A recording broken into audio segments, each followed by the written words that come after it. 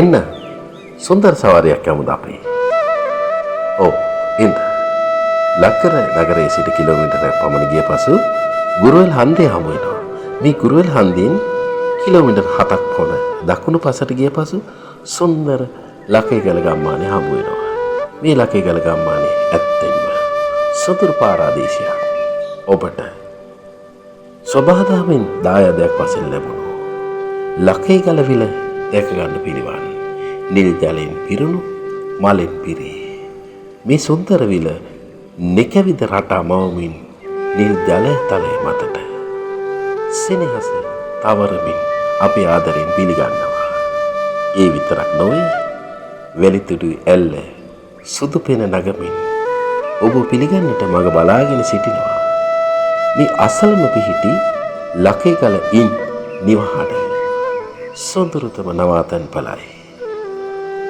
ඉන්ට ඔබ මේ සියල්ල විඳ ගන්න එකම තැනකින් බොහොම සොඳුරු නිවහනක්.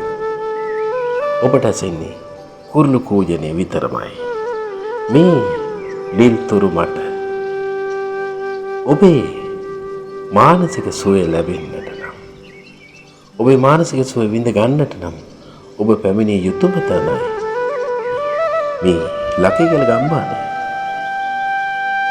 මානසික සුවය ඔබට විඳින්නට මග බලාගෙන ඉන්න මේ සුන්දර සොඳුරු තැන නිල්තුරු හිසින් වට වෙලා තිබෙනවා.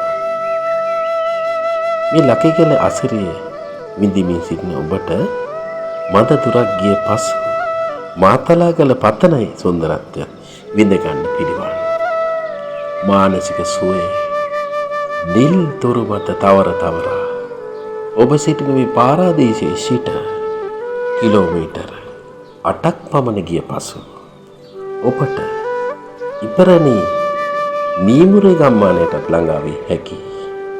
මේ සුන්දර සවුවේ සුන්දරත්වය විඳ ගන්නට නම් ඔබ ඇමති යුතුයි.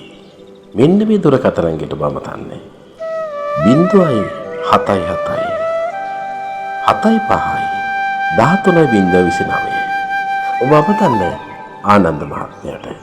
ඔබ ඉනතුරු මග බලා සිටින සුන්දර මිනිසා ඔහුයි. එන්න ලකේගල ගම්මානයේ සුන්දරත්වය විඳ ගන්න.